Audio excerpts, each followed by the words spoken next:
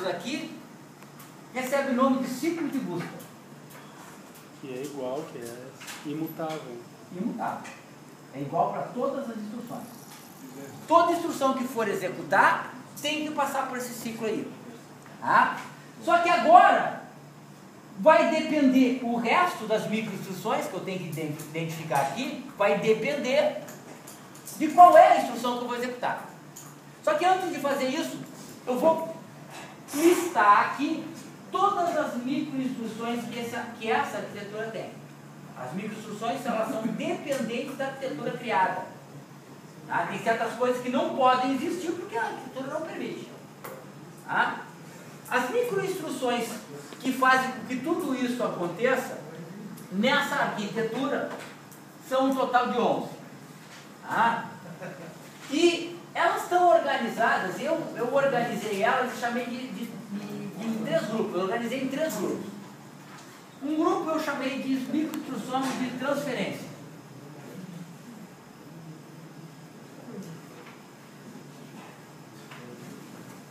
O outro grupo, microinstruções da ULA.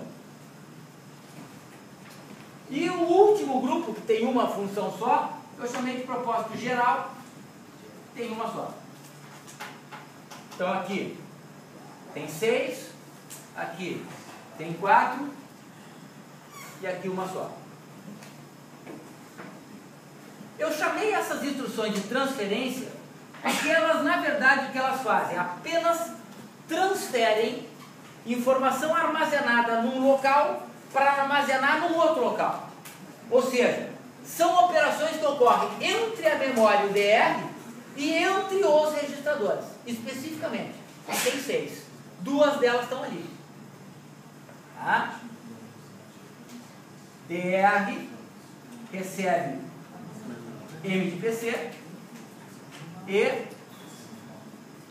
IR recebe DR. Então veja, aqui eu estou fazendo a informação que está no DR transitar por esse caminho e ser colocado no IR. Então eu estou transferindo do DR para o IR. Aqui eu estou transferindo da memória para o DR. Que operação eu faço quando eu transfiro da memória para o DR? Leitura de memória. Estou lendo a memória. Só que tem 2 formas diferentes de ler a memória. Porque eu tenho 2 registradores diferentes para apontar para a memória. O PC é registrador de programa. E o AR, registrador de dados. Pessoal, dentro de um computador, a memória, o sistema operacional sempre organiza a memória, dividindo ela em duas folhas. Um pedaço da memória é para programa, outro pedaço é para dados. Eles não estão misturados. Não se mistura essas informações. Tá? PC aponta para programa, então eu estou lendo programa. AR para dados. Então, a outra forma de ler que eu tenho é usando o AR. Então aqui, leitura de programa, leitura de dados. Mas além da leitura, eu tenho também o contrário, tenho a escrita. Só que a escrita aí não é com qualquer registrador. Eu posso usar o PC para escrever na memória. O meu programa pode usar para guardar um dado usando o PC.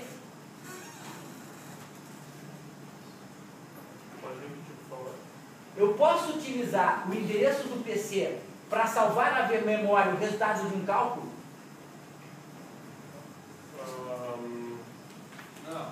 Não, porque o PC está apontando para o programa. Se eu gravar alguma coisa no valor apontado pelo PC, eu destruo meu código. Porque o PC está apontando para o código. Ele não é para qualquer coisa, é só para apontar para código. Então não posso escrever usando o PC. Eu vou escrever na memória apenas usando o AR.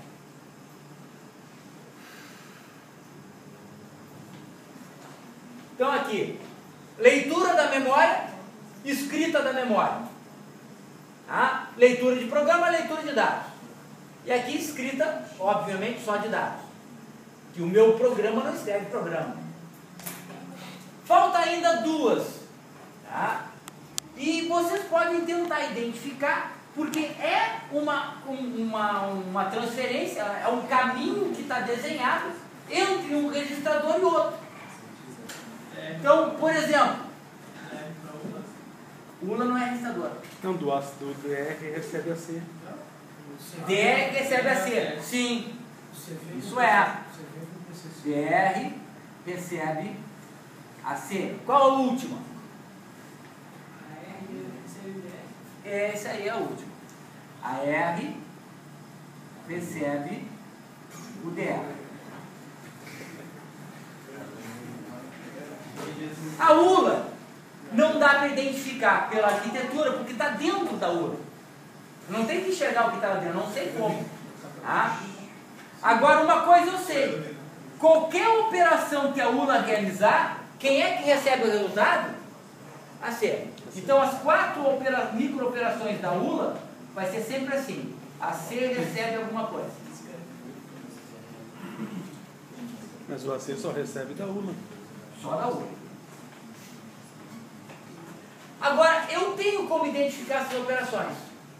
Porque elas têm, se esses são, né, as instruções que a minha arquitetura pode realizar, se ela pode, é porque tem uma operação na ULA que permite. Porque, vejam, todas essas 5 aqui, o que tem? A C recebe alguma coisa.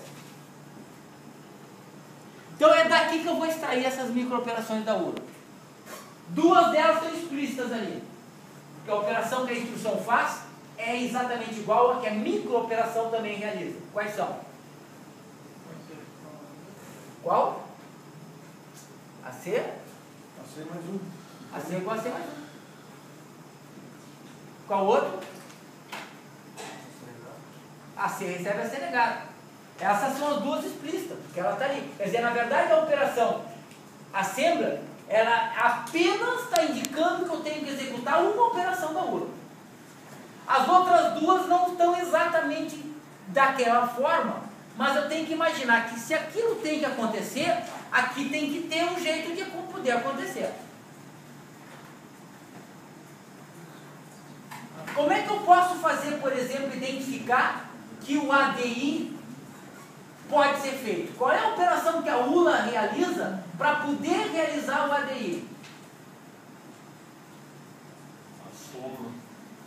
Como é que eu vou identificar aqui a soma como uma micro-operação?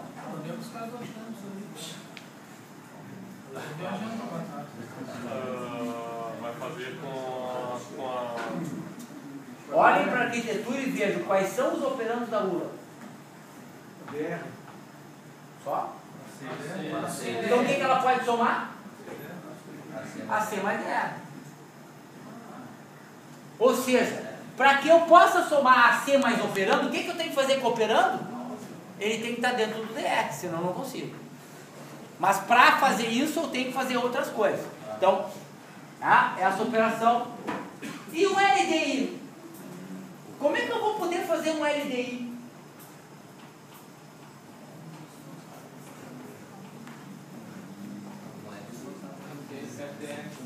A C recebe DR.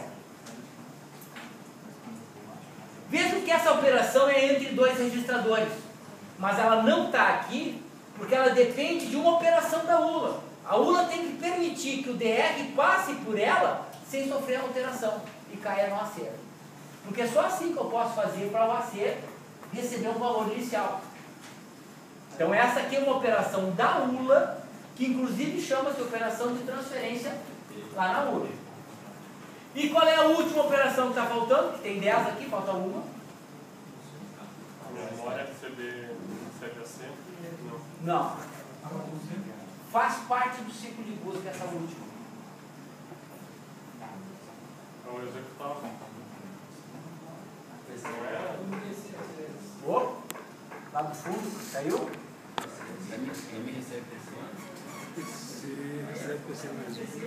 Incremento do PC. Atualização do meu contador de programa. É a última operação que falta. PC mais Aquele geral 1 ali. Aquele geral ali. Não, é que são as 11. 6 mais 4 mais 1, 11.